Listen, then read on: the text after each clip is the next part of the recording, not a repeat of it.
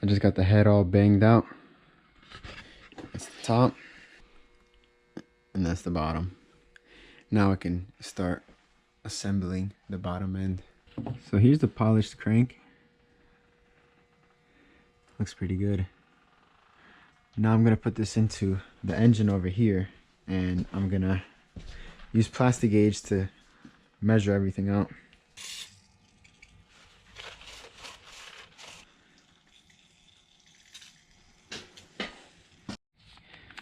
So yeah, that's definitely a lot better than what it was, so I'm not worried about it. These are the bearings here, and you can see all of them are the same, and they only go in one way because of that little piece sticking out right there. So now I can just drop all of these in, and I can use plastic gauge to measure the clearance. The sixth one gets a nice little thrust bearing, so make sure you don't put a normal one in there first. All the bearings are in, so now I can come over here and grab the crank, and I can just place it down very carefully.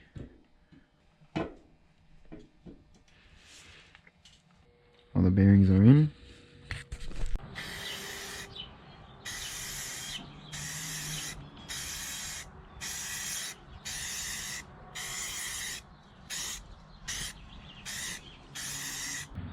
So there it is. That's the silver. I think it looks great. I got everything super clean. All the threads and bolts cleaned. And I have the crank sitting in here now. I'm gonna put some plastic gauge on it, measure all the clearances. Got some green plastic gauge that goes from 1/1000th to 3/1000th of an inch. And that's what I want to use to measure the bearing clearance. Main bearings get torqued to 20 Newton meters and then 50 degrees. So 20 Newton meters on all of them.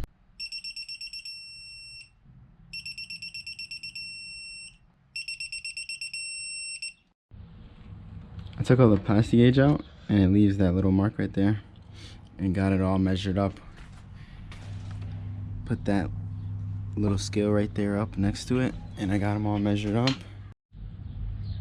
So with what they say is that for every inch size of the journal bearing, so if you measure from here to here, it's about 2.3 inches on this M54 B30 crank, and obviously it's the same for all M52 cranks.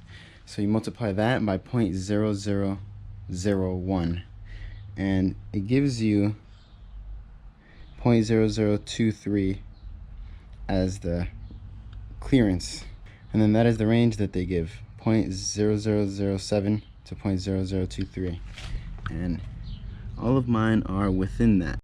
I took the crank out to clean all that plastic gauge off, and acetone helps a lot.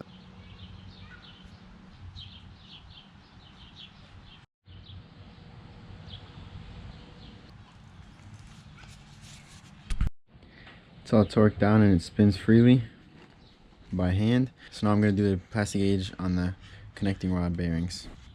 New bearings are in, so now I'm just going to, with no rings, slide this up into there and use old connecting rod bolts to tighten them, because these are torqued to yield. You only want to use these when you're going to do the final install. Connecting rods call for 5 Newton meters, then 20, then 70 degrees.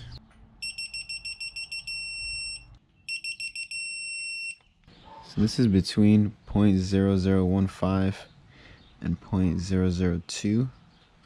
So I've just been calling it like 0.0018. I got all the clearances measured out now, and nothing is extremely tight and nothing's extremely loose, except for this one right here is a little bit tight or loose, I'm not sure, but deviates more than the other ones. Ring gaps are up here, and that's down there. I came in with some ATF and wiped down the rings to get them all clean. Now I'm going to dry them off with this And then I ran some acetone through the cylinder walls and then cleaned it off. And then I ran some ATF through the cylinder walls, and then I'm going to clean it off again so that there's only a little bit of ATF inside of the honing. But I am going to try and do a dry install. I'm not going to coat it all, because last time when I coated it, the rings didn't seat that properly. And given it could have been a lot of other things, but I'm going to try a different way this time. Now I can start putting the rings on. So this is the oil rings right here. One of them is kind of like a spring and two of them are the normal ring looking type thing. So one of the normal rings goes in the bottom, the spring one goes in the middle. Okay, so it's a lot easier to get the spring in first and then these two thinner ones after. Here we go, oil ring is in. Second ring says top on it right there.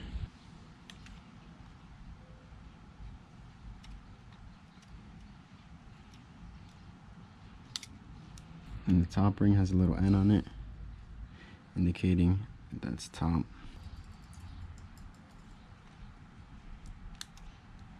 Here we go.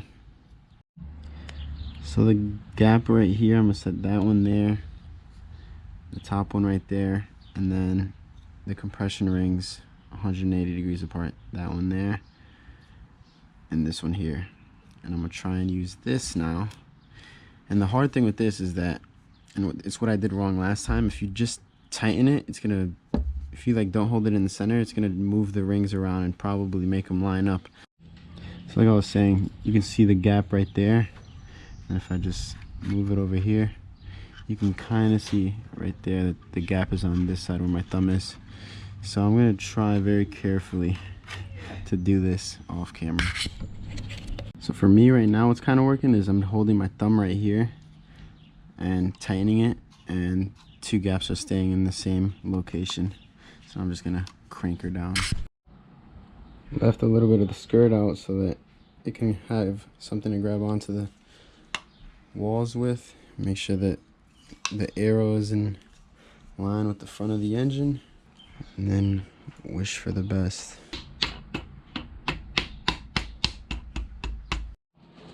Last time didn't work, so I'm just gonna guess that worked. Now I gotta repeat this 5 more times. You guys don't want to see all that.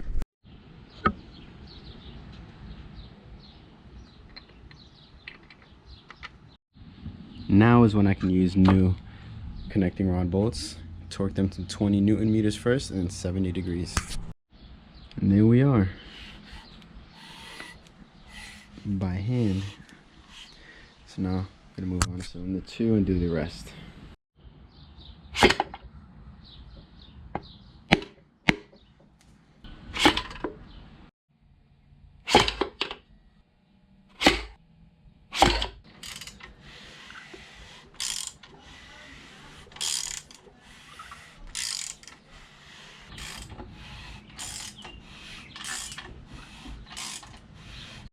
Alright, so here I got quite the dilemma. Got all the pistons in with all the rings and everything, and I was spinning them over so you can see, and then it reaches at like a little part where it gets kind of like stuck, and then it goes good, and then I go again.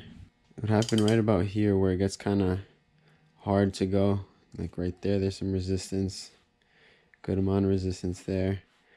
And then as it goes, it frees up right there. That was the same amount of pressure. And I think it might be cylinder 1 right here. There might be some dirt, because when I was putting the rings in the grooves of the piston, there was a bunch of, I guess you could say dirt, because that's what it was. But in all of these ones, so the 5 other ones, I used compressed air to blow out all the nasty stuff inside the valleys, and these all look decent, like not, I don't see any extra marking. And then in the cylinder 1, all that marking there, all that marking there, you can see it doesn't look like it's too happy. So I think I'm gonna pull this cylinder out, clean up the rings again. All right, so quite the update. This was still dirty, so it's good that I took it out. But I realized now I was still going, and I'm like, well, I can feel it. I had my hand right here, and I'm like rotating. I'm like, I can feel it here, and I can hear it. So I just look over, back over here, just to realize the dowel pin is hitting on the bolt holding the engine on the stand. So it's an easy fix. I'm happy. So if you have that problem, look back there. Here's one more look. I got the piston and rod back in. When the weight of the crank isn't affecting it, you can see passes right over. And that's why when it's up like this, there's no issues. A few months later, now I can actually make some real progress on the engine. Got the front cover on, the damper on, got everything all ready for the head to go on. Because here's my head, it's chilling there. I got the coupe in the garage. I got my copper spacer from CES. And then here I have the cut ring gasket. So the 84.5mm gaskets from CES were on back order. I ordered this April 28th and it's now June 26th. But I actually didn't get this from them because now with COVID, these are coming from Italy. And I found someone in New York and I'm in Connecticut. I drove there, picked this up from them, and everything is working now. So I can finally get my engine on the road again. And here I have the ARP head studs, so I can get to work.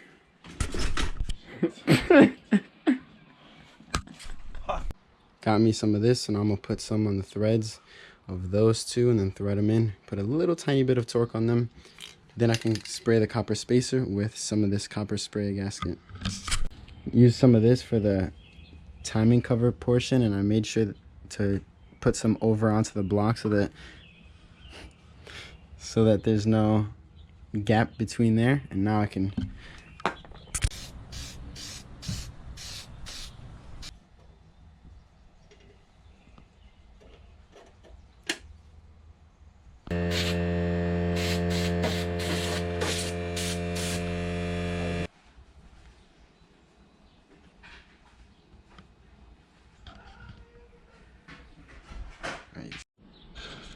So these rings have the 3 little cuts in them. You want to make sure that goes in towards the head side because these are what cut into the aluminum and make a really tight seal. You don't want to put it towards, there's a smooth side, that's for the copper side.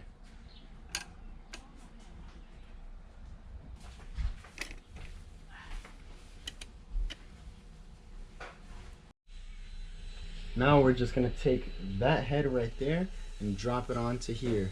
And we want to try and do it as evenly as possible. Only have 2 in, and make sure that the engine is perfectly upright so that these rings don't move out. If these rings slip out, then you got to take the head back off and go through that again. Yep, there you go. Very slowly. I got my whole hand under there.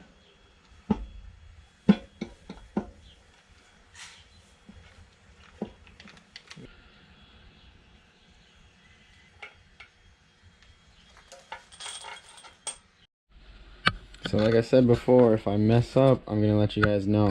So my dumbass, I came in with an M10-125 tap because the top part of these studs are M10-125 and the bottom is M10-1.5. So I guess I measured these threads instead of the bottom threads by accident, and I ran the tap through there and I kind of destroyed those threads. But then I came back with the 1.5. I came back with the 1.5 and did it again, and then the studs go in now, but I feel like the threads are going to be a lot weaker now because of that. And me being a smart ass, I sprayed brake clean in there, so all the copper gasket that I sprayed onto there, like you can see how over here it's wet, over here it's wet, and then right there is dry. It's just bare copper right there. So I'm gonna have to take all of this off again and redo everything. I'm more scared about those threads being weaker and not being able to hold the 85 foot-pounds of torque.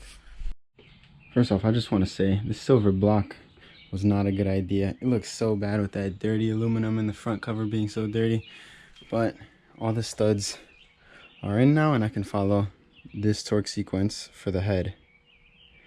And I'm gonna bring them, since I have the copper spacers, CES recommends bring them to 35 foot-pounds on the first day, let it sit overnight, and then tomorrow the same time when it's the same temperature, come back, make sure they're all still at 35, then bring it back up to 65, and I'll tell the rest once we're there. Got these washers clean of all oil. Now I'm gonna take the assembly lube and put some all into the threads and into the base of the nut right here, so that the nut glides easier along the washer, and obviously to lube the threads up. So I'm gonna start at 35 foot-pounds. All the nuts are in, all of them are tight. I have my little graph right here.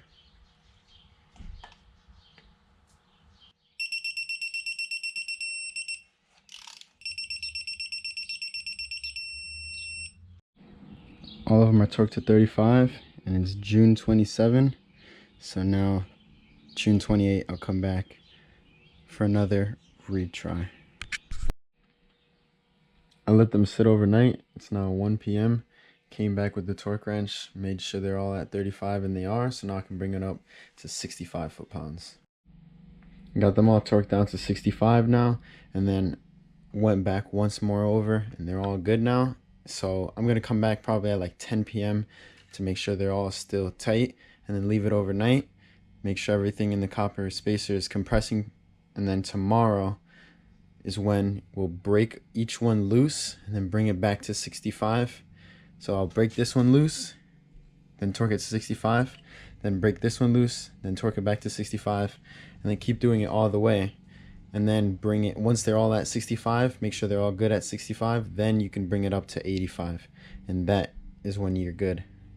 Here I have my 80 Celsius thermostat, and I put a small hole in the top right there. Hopefully no air will build up here on the top side of that. And also this E39 M52 thermostat housing has a bleed valve or bleed screw in it, so it works just like the M52 one.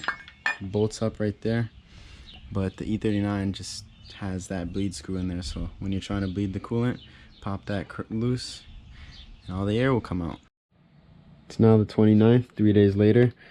All of them are at 65. I came back, made sure all of them are at 65, and then now I'm gonna go one by one, loosen this one, and then bring it back to 65, and do that to all of them.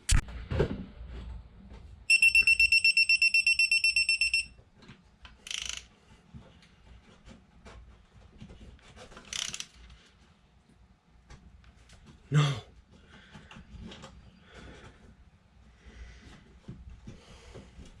This can't be fucking real.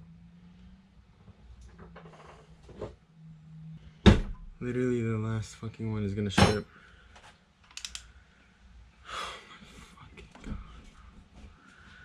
The last one is gonna fucking strip.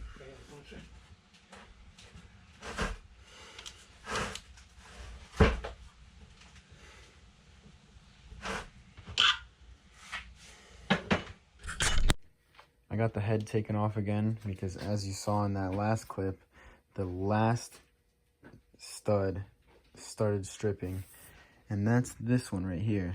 I'm on my phone so I can show you the threads. Those are all like just not good looking. And then normal threads, you can see how clean those look and how dirty those look and destroyed. So now here, I got some timeserts, and what these are some basically like helicoils, but stronger, I guess is what everyone says. These go in, first you start off by taking a drill bit that comes with this, drilling through the old threads, cleaning it all up, taking this counter bore, making it, basically eating at it right there. Then you come in with the tap, make new threads into that newly drilled hole, and then with the installation tool right here, you thread this in to those new threads, and that is basically the most official way of fixing threads. And this was the one that stretched, and that one was fine, but I did run the tap through that one, so I'm just going to try and do both of them and hope for the best.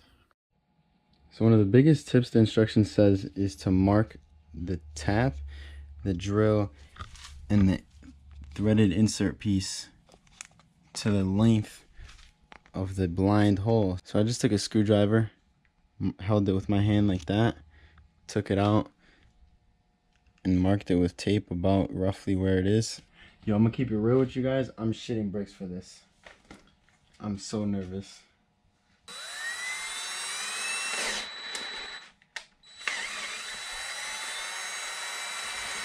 No.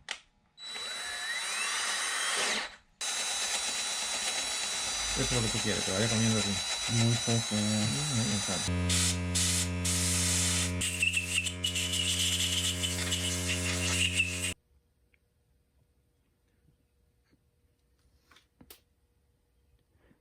Oh, nice. And I had my dad help me keep the drill bit straight, because when you're drilling, you always tend to keep it at an angle. So if you have someone else help you keep it straight, it always helps. Tú sabes hacer ropa, ¿verdad? Sí. ¡Au! Careta. Déjame. No, tenía la lengua en it. Ah. ¿No en la frente? Ow. Mm-hmm. That shit really hurt. But now I have the counterbore tool right here.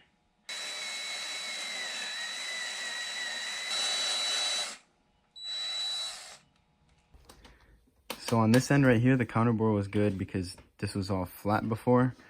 But over here, this hole is already kind of a little bit bigger. You can see I tried doing the counterbore. And I'm just going to run the tap through it and hope for the best, because that, how it was, that's basically already its own counterbore. Oh.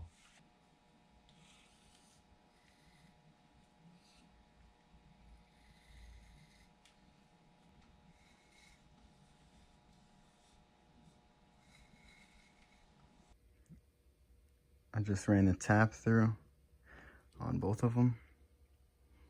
And that looks way better than that other kicked on shit before. So now with the driver tool, you just drop it in all the way and mark it where. They emphasize this a lot, for you to oil the threads of the driver tool before doing anything, basically. Make sure the counterboard end is on the top. In the instructions it says go until you're all the way at the bottom when this bottoms out, or until it fully loosens, whichever one comes first. So just about right there. There it is, all installed. Now I'm just praying that this holds 85 foot-pounds, because I did it right. Now let's just see. And here we have both studs in. And I already put the head on and everything is straight. So now it's just, will it hold? A few days later now, I'm using an easy out to remove the 14mm inserts right here. Because as you can see, the thread that goes on the ARP head stud into the block is like 21mm. And a lot of the thread is just not catching with anything. So people are saying that this is a really big weak point and it could pull the whole timesert out. So I ordered 20mm thread inserts so that I can hopefully put those in and have it hold the 85 foot-pounds. So I'm just take that insert right there.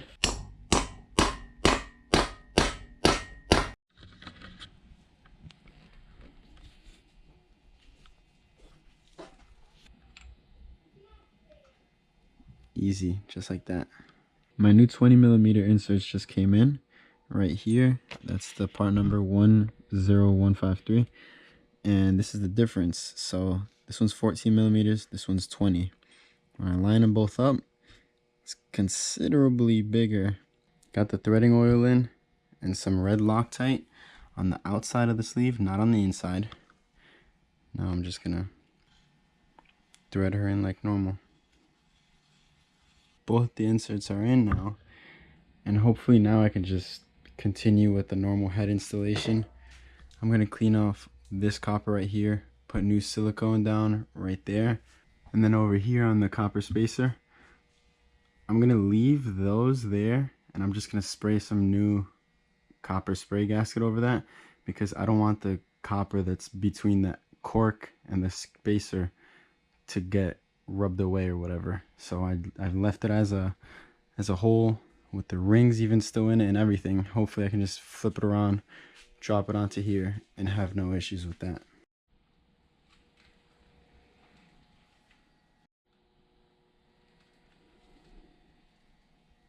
Now I can put all the studs in and start the torquing process. Finally, all the head studs are in, and it's all holding 85 foot-pounds. So now I can put the cams in, time it, engines at top dead center, and I can finish assembling it all. Lifters are all in the tray.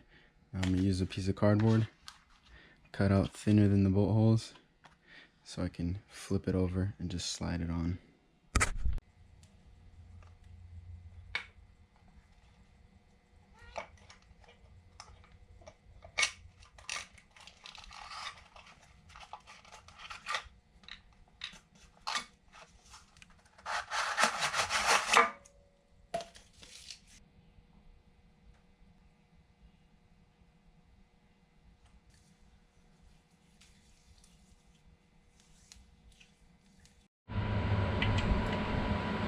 Now I'm gonna just go really slow, quarter turn at a time on 2 and 6.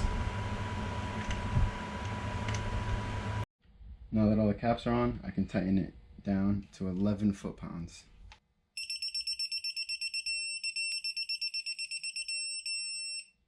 Done. Cams are all in. Now that both cams are in, I put the rear timing blocks on with the 2 dots facing upwards. So once that's parallel with the head, that's how you know that that's going to be good. And now I'm going to start putting the front gears on. I'm going to start by putting this bigger one right here onto the exhaust cam with this one right there, you know, because it has 4 holes. And we'll just go on from there. So right here, you want the hole for the cam to be all the way to the left. So just first try right there, it's 1 tooth off. And there we go. Those are all good. Now you can take this thing, I zip tied it so that the position was right when I put it on. I'm gonna cut the zip tie and just slap that on.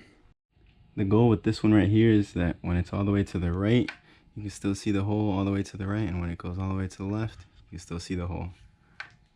That's how you know it has full range of motion. Now that little washer could just slide right on. Before this, it would actually be nice to put the tensioners in.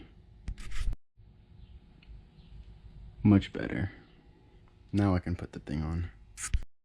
And then these, you could just tell where they go, because like, you see that little mark? You know that this one goes facing this way onto there. And then right here, there's a little wear mark right there and there. So you know that this little spring thing and the wear marks right there goes that way. So, and then the nuts hold on to there. So this just goes on like that. Before tightening everything, it also is a good idea to put your tensioner in and tighten it down. I got my oil pan super clean, got all the silicone off, so this pan is ready to go on to the engine right here. And also have the turbo manifold right here. Since last time I used this right here, I had to clean it all off. And I'm gonna use it again because it wasn't leaking. And I'm gonna install the manifold right now outside of the car, because since I have no core support, I could just slide it in as a whole unit.